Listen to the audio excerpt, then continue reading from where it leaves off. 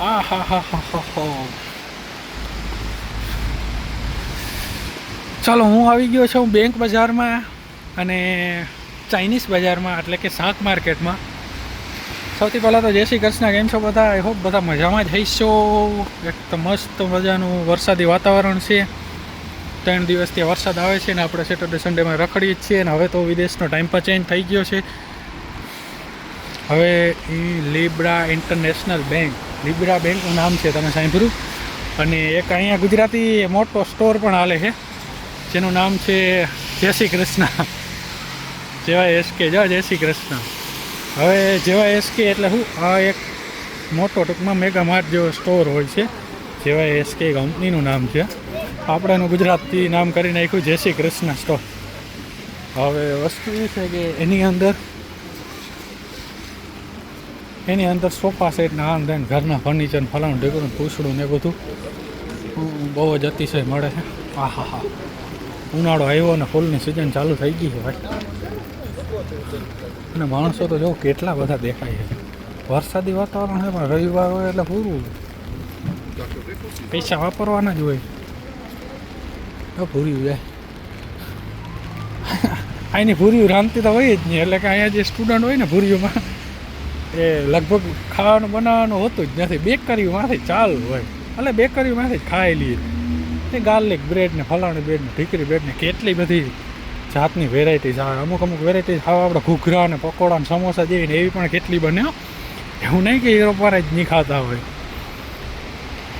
ખાવામાં તો મારા દીકરાને ડાચા દઈ દઈએ. બનાવવાના આપણે જેટલી બનાવવાની આઈટમો ને એટલું બધું હોમ મેકવાર ઓછું બધું એમ. હવે કંઈક આમ ઉનાળો હવે આમ દિવસો જેમ જેમ થાય, ઝાડ હમણાં થોડાક દિવસમાં લીલોતરી પકડી જાય પછી તમે કંઈ માણસ માતું નહીં હોય. આ તો હજી વરસાદી સિઝન ચાલુ થઈ છે ને, હજી તો ઉનાળાનો આજ બીજો જ દિવસ છે. બીજા દિવસમાં આવી અસર દેખાય છે. વિચાર કરો કે હજી થોડો ઘણો તડકો જામશે અને પછી જે દિવસો હશે ને માણસ ઓલા 6 મહિનાથી જેકેટું પહેર્યા હોય ને એ બધા કાઢશે ને કેવી મજા આવી છે. હા, 6 મહિના સુધી ઘરમાં ડબ્બે જ પુરાણા હોય એવું જ સમજવાનું. કારણ કે આ ઠંડી જેટલી પડે. હજી મારે તો કે આ શહેરમાં ઓછી પડી છે. બાકી અમારે અહીં કેપિટલ સિટી બુખારેસ્ટ છે, ત્યાં તો હજી હમણાં 20 દિવસ પહેલાં બરફ પડી ગયો હતો. હા, ગાભા કાઢી નાખે ભાઈ બરફ પડે એટલે. આપણે તો ખાલી નોર્મલી એવું લાગે કે ભાઈ બરફમાં તો મજા આવે. જમ્મુ કાશ્મીર રમતી જ મજા આવે દીકરા. બાકી હોકેડા પડી જાય ખબર. શરીર કેવું થઈ જાય ખબર છે કે કાયમ ગરમ પાણી જ નાવાનું ડોહું સમજાઈ ગયું માઇનસમાં.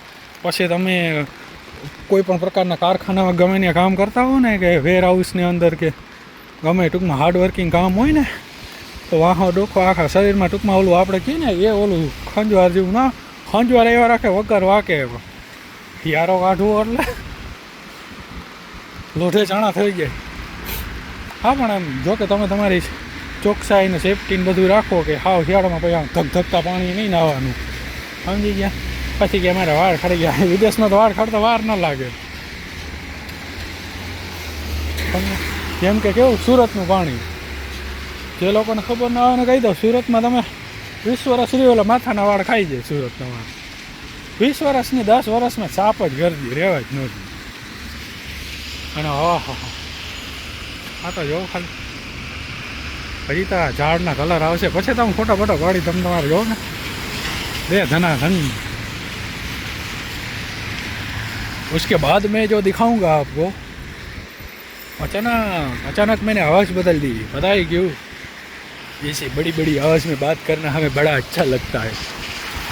जो डीजलનો ભાવ હું આજે તમે દેખાડું 10.41 વાળા લીટરનો હોય છે કે શેનો હોય છે?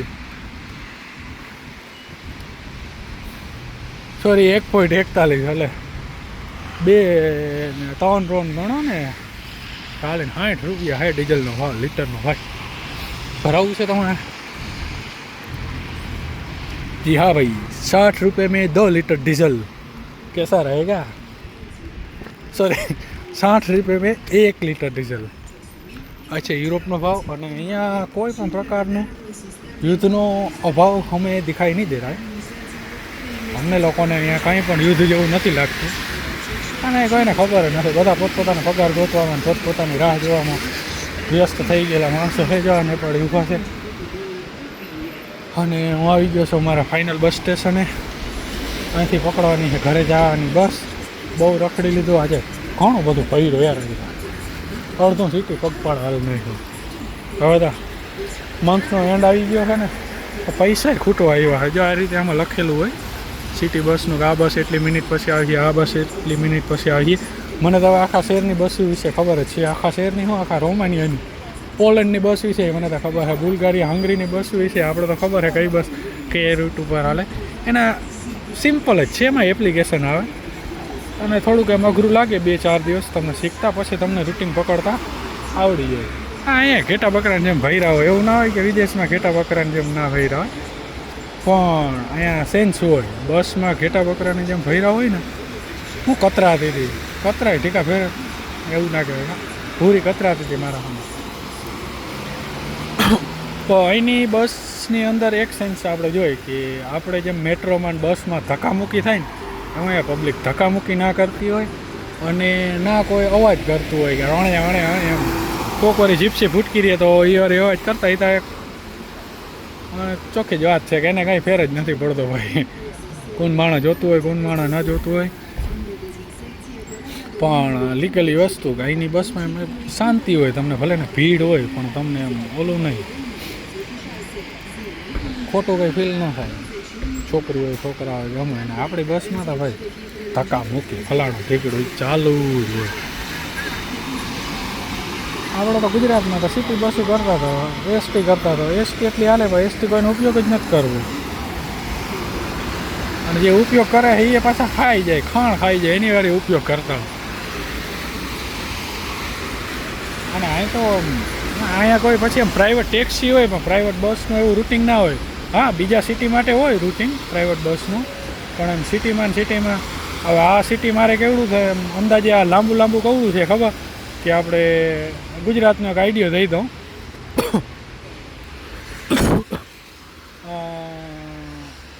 કેવો આઈડિયો તમને ખબર? લાંબુ કેટલું છે મારું સિટી ખબર છે કે કાઠી જેતપુર લઈ લેવાનું તમે, ગુજરાતનું કાઠી જેતપુર લઈ અને જુનાગઢનું ઓલી બાજુનું ખૂણું આખું અવડું એમ લાંબુ ને અવડું પોળું એમ.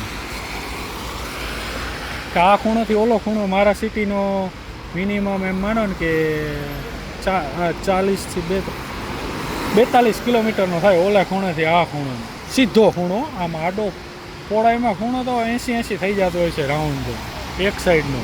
અને આખો ગોળ રાઉન્ડ તો બહુ મોટો થઈ જતો હોય છે, 100 કિલોમીટરની ઉપરનું અવડું મોટું સિટી છે. પણ એમાં પ્રાઇવેટ બસની કોઈ ટૂંકમાં અંદર સુવિધા ન રહે, બધી સરકાર બસ ટૂંકમાં ગવર્મેન્ટ બસની જ સુવિધા એમ ત્યાં બધા જોઈએ જ છે બસનો.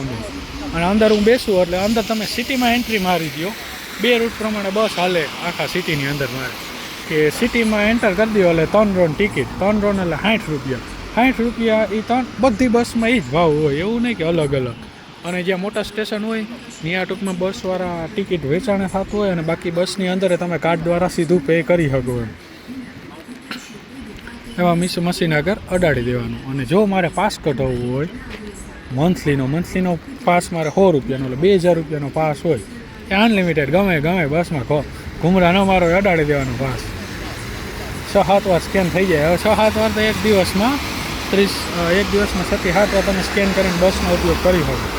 એટલું આપણે જોઈએ નહીં.